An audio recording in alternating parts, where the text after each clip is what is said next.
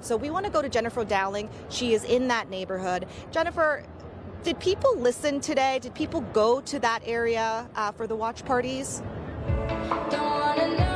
They did. It was a great watch party here at the park, and you can see that there's still some people here. There was a barbecue. We've got the music still going, and this was organized by the CID BIA, and it was a really great party. There was more than 500 people here at one time, and lots of oohs and ahs from the crowd, lots of cheering, so it really livened up this space and brought lots of businesses to the area, So let's get over to Natalie, who is one of the fans that came out to enjoy the game here today. What do you think about having this in the park? Because you're from the CID district. Yeah, honestly, this was great. We were lucky enough to get a seat, so we had a perfect view.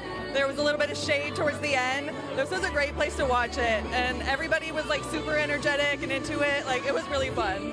Yeah, and it was hot today, but a good thing about this park is that there are some trees here, and so we got to experience some shade for part of the day. Tell me about that. Like, you kind of were watching the screen for a little bit, but then like all the stars and planets aligned, and it got really nice.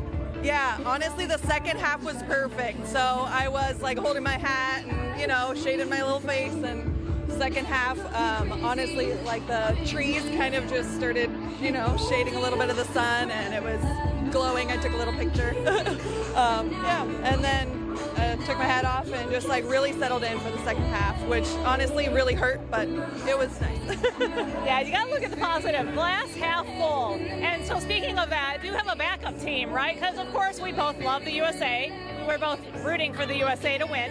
But, you know, Belgium played a good game. So who will you be rooting for going forward? Because there's a lot of soccer left.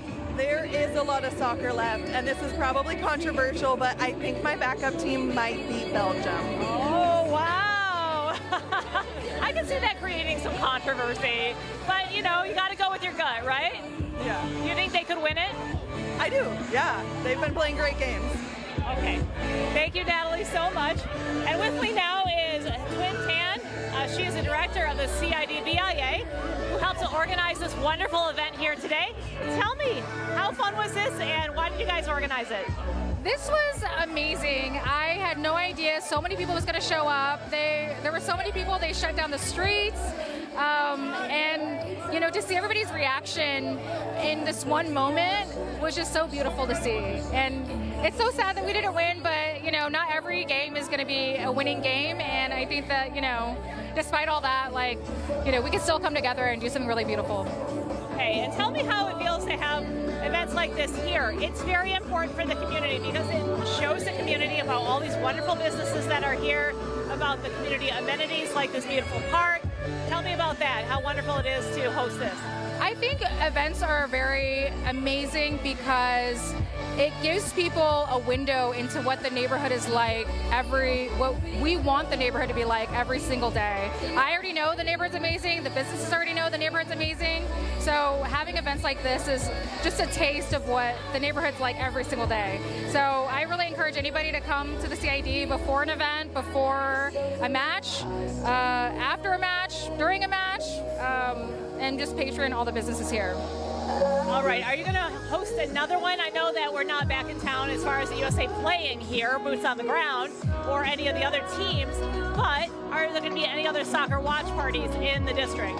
Yes, so we have 2 more watch parties happening. One's going to be on June 10th, this Friday at Hingham Park, and then we have another one on June 19th. So it's the quarterfinal and the final match.